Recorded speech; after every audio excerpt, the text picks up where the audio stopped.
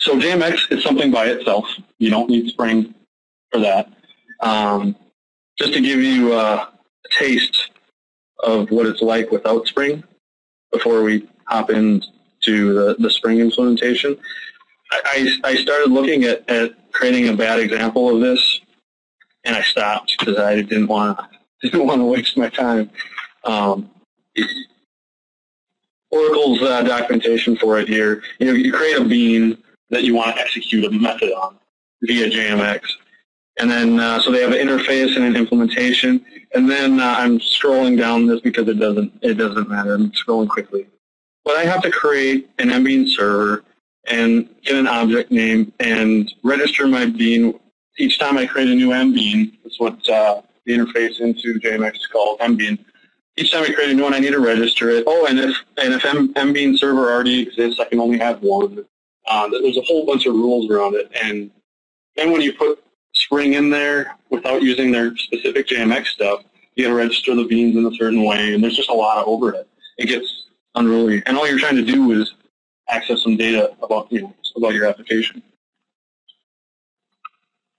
When you come into the Spring JMX convenience annotations, I've still got an interface, and it's my task MBean interface, and all I want to do is retrieve a summary of the tasks. So who has how many, and how many total. So I implement that by using a couple annotations. One, I mark it as a component, and that means it's just a Spring bean that gets wired into the application context. Second step, I mark the class as a managed resource, and then I give kind of the path to that class. And we'll see this when I connect to the JMX process here, so don't get worried yet. And the name of that that resource there, and a description. And then when I get down to a method, all I do is I'm just creating a public method that returns a string and marking it as a managed operation with a description so that when you're in the MBean, you know what your execution is actually going to do. And once I do that, then Spring takes care of the rest with one caveat. This is the one thing I could not find a Java configuration for. That does not mean it doesn't exist. That just means I didn't search long enough, probably. And so in here, I added one line, context MBean export, which means it tells Spring when it starts up, if you find any MBeans, make sure they automatically get exposed, or exported is what they call it. If I didn't have this, then I'd have to manually do it. And so now anytime I add those managed resource annotations, it'll just automatically put it out there. So I'll make sure I'm running the latest here.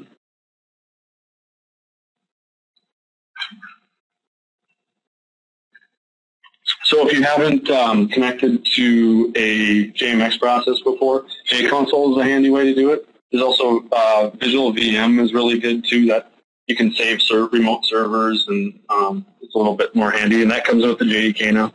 But you just type in JConsole from your command line as long as you got access to the JDK, and it brings this window up. And I know, oh, that's right, I was going to show you.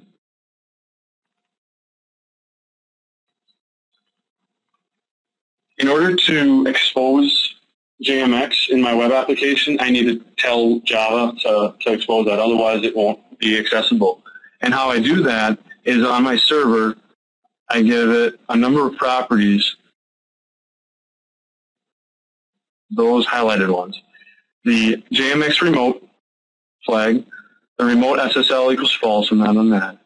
Authentication equals false. You can have username and password to secure your JMX endpoints. You'd certainly do it, Thompson.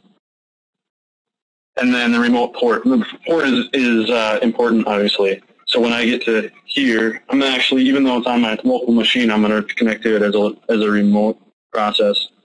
So I did localhost, and then I said 9004, and that's all. Connect. So this is where you get a whole bunch of information. If you haven't checked out JConsole or Visual VM, it's really cool, and that's another whole talk by itself. An overview of heap, threads, classes loaded, and CPU usage. And then more detailed information on each one. A summary so you can see what VM arguments were started your application, your library path, etc. I think it's someplace in here. One thing that Visual VM does, it's like a more standalone application, a little bit larger, and it's got plugins, is it gives you a list of the system properties too, which I found extremely useful. Especially if you have a deploy process that you're not in charge of, you don't necessarily know how the properties get there. You can actually go out to the instance running and check out what system properties are running. So it's kind of cool. All right, so finally we get to our MBeans. Notice I've got com.image.task, and that's what I put right here.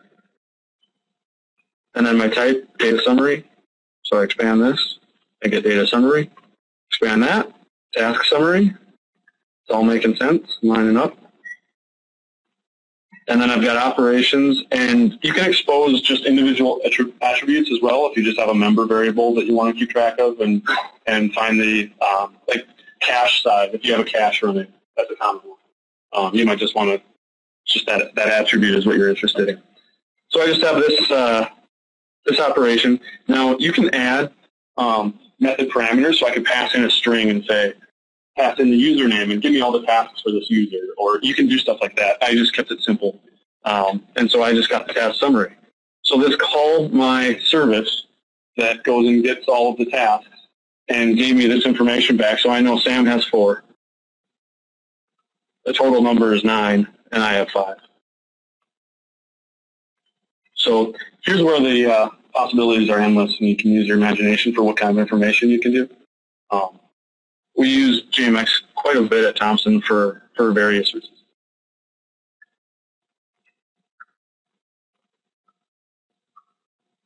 The code behind this is nothing special either, and it doesn't use Spring allowed us to do this. I get to auto wire in my service to retrieve tasks. So that's what makes it just so smooth.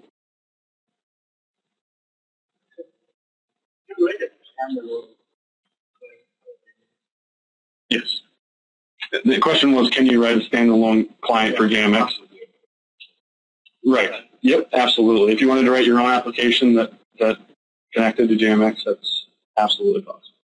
I know we've done that in a couple of scenarios when, for example, we may be using and abusing JMX in this way, but if the method input that you're trying to send isn't natively supported by JConsole and JMX, for example, like a file, if you have a lot of data you want to pass to an endpoint, the JMX endpoint, it doesn't by default do that, but it'll take a list. And so, you can write a little console application that rips through the file and turns it into a list and calls it. Stuff like that.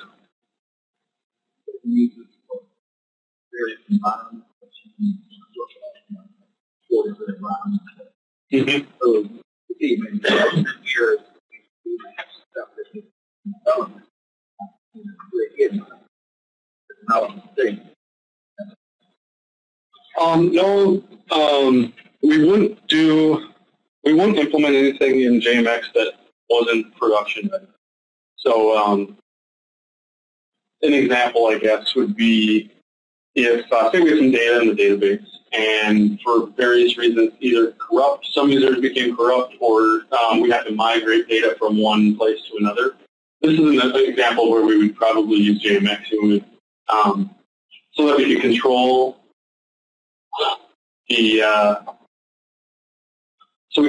the process that started that.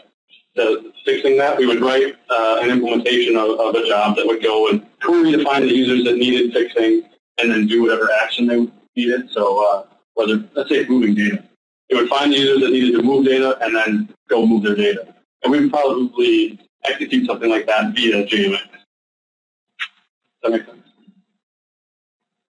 The process where the service string of being to the MB server, like the old versions where the older versions of string you have to actually make it as extended state, and as the MB server is sure that class it's all internally dealt with, right? But the analytics.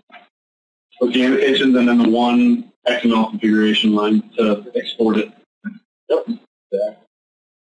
Yeah. Ideally. You know, what we found is theoretically it's a one-time job, but if you have 1 million users, you're not going to do them all at once. And so you're actually running it multiple times just because of the massive data that you have. We absolutely will resort to a query first because it's easy to write an update, do it in the middle of the night, and get it done with.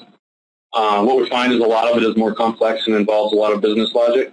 One example would be shards. If you use different buckets for your databases, that's hard to run a query on if it gets complex enough.